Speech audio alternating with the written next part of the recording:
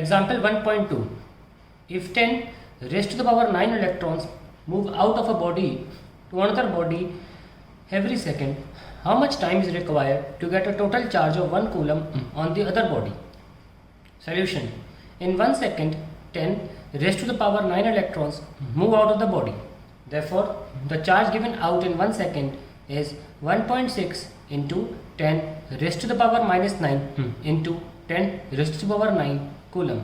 That is 1.6 into raised to the power of minus 10 coulomb.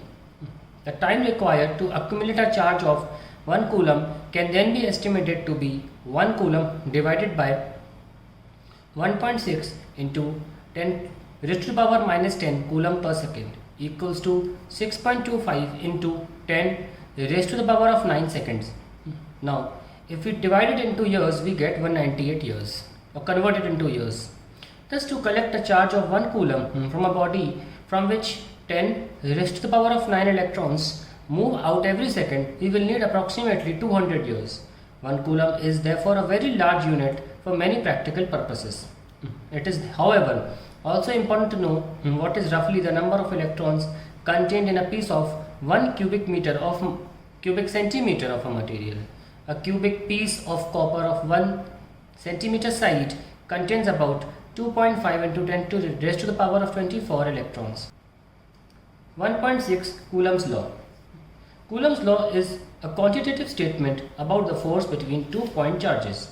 When the linear size of charged bodies are much smaller than the distance separating them, the size may be ignored and the charged bodies are treated as point charges.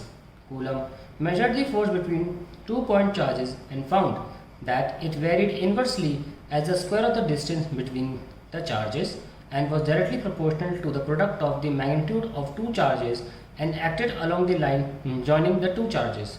Thus, if 2 point charges Q1, Q2 are separated by a distance r in vacuum, the magnitude of the force F between them is given by K Q1 Q2 upon r square.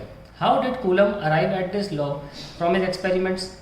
Coulomb used a torsion balance for measuring the force between 2 charged metallic spheres. When the separation between 2 spheres is much larger than the radius of each sphere, the charged spheres may be regarded as point charges. However, the charges on these spheres were unknown to begin with. How then could he discover a relation like equation 1.1? Coulomb thought of the following simple way. Suppose the charge on a metallic sphere is Q. If the charge is put in contact with an identical uncharged sphere, the charge will spread over the 2 spheres. By symmetry, the charge on each sphere will be Q upon 2. Repeating this process, we can get charges Q by 2, Q by 4, etc.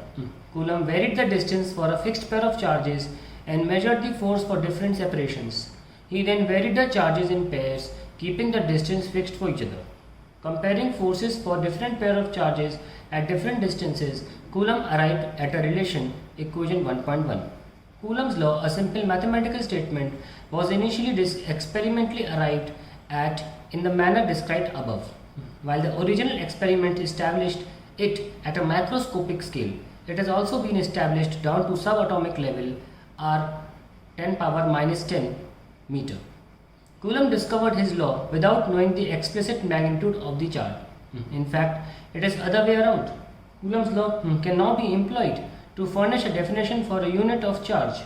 In the relation equation 1.1, k is so far arbitrary.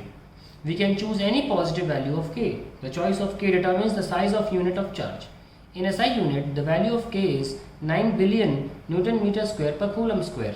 The unit of charge that results from this choice is called a coulomb, which we defined in earlier section in 1.4. Putting this value of k in equation 1.1, we see that Q1 equals to Q2 equals to 1 coulomb, and when r equals to 1 meter, the force is 9 billion Newton. That is, 1 coulomb is the charge that when placed at a distance of 1 meter from another charge of same magnitude in vacuum experiences an electrical force of repulsion of magnitude 9 billion Newton. 1 coulomb is evidently too big a unit to be used. In practice, in electrostatics, one uses smaller units like 1 millicoulomb or 1 coulomb. The constant K in equation 1.1 is usually put as K equals to 1 upon 4 pi epsilon for later convenience, so that Coulomb's law is written as 1 upon 4 pi epsilon Q1 Q2 upon R square. Epsilon naught is called permittivity of free space. The value of epsilon naught in SI units is epsilon is equals to 8.854 into 10 raised to the power of minus 12 Coulomb square per Newton meter square.